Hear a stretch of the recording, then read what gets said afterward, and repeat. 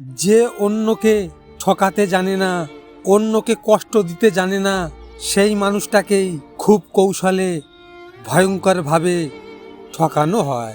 বুঝলে প্রিয়, চালাক হওয়া ভালো, কিন্তু অন্যকে বোকা ভাবা সব থেকে বড় ভুল। কারণ সে বোকা নয়, বোকা তুমি।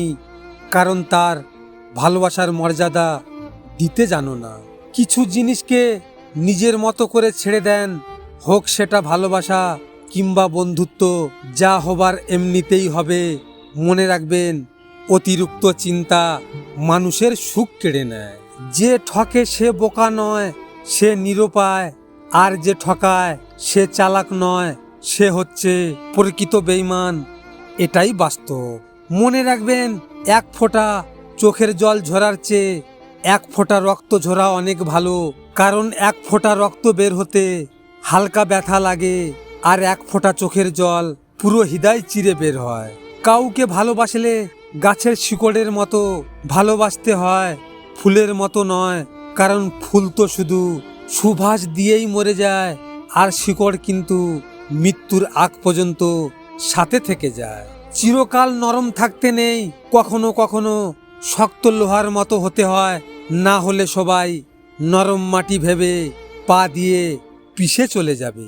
এই সমাজে সবাই ধোয়া তুলসী পাতা, একমাত্র আমি নিম পাতা। তবে তিতা হলেও কখনো কারো উপকার ছাড়া ক্ষতি করি নাই। মনে রাখবেন বন্ধু, দক্ষতা তৈরি হয় অভিজ্ঞতা থেকে, অভিজ্ঞতা আসে ব্যর্থতা থেকে। তাই ব্যর্থতা খারাপ জিনিস নয়, এটা সাফল্যর প্রথম ধাপ। মন খারাপ করো না, যার জন্য তুমি কান্না করছো তার জন্য মন খারাপ করো না। যার জন্য তুমি চোখের জল ফেলছো তার জন্য মন খারাপ করো না। যে তোমার কান্নার আওয়াজ শুনেও খবর নেয়নি, তার জন্য মন খারাপ করো না। ঠকায় তো তারাই যাদের আমরা মন থেকে বিশ্বাস করি। মনে রাখবে প্রিয়, আজ তুমি আমায় ঠকিয়েছো, কিন্তু কাল তোমাকেও কেউ না কেউ ঠকাবে। ফু দিয়ে প্রদীপ নেভানো যায়, কিন্তু ধূপকাঠি নয়। যে সুগন্ধ দেয় তাকে কেউ নেভাতে পারে না, আর যে জ্বলে সে নিজেই নিভে যায়। এক স্ত্রী আবার দ্বিতীয় বিয়ে করলো। একদিন চলার পথে দ্বিতীয় স্বামী জিজ্ঞাসা করলো, আচ্ছা তোমার প্রথম স্বামী চলে যাওয়ার কারণ কি ছিল?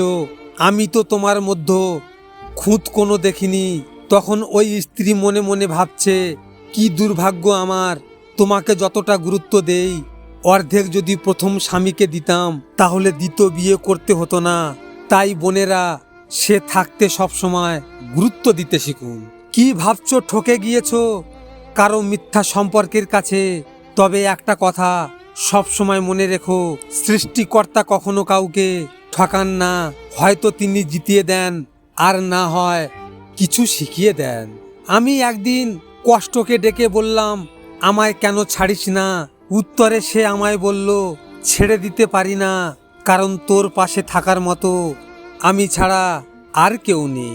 ভিডিওটি ভালো লাগলে পাশে থাকবেন, আর হ্যাঁ, নিজের খেয়াল অবশ্যই রাখবেন। কারণ এটা স্বার্থের দুনিয়া বন্ধু। এখানে নিজের খেয়াল নিজেকে রাখতে হয়, অন্য কেউ রাখবে না। দেখা হচ্ছে পরের ভিডিওতে। ভালো থাকবেন, সুস্থ থাকবেন।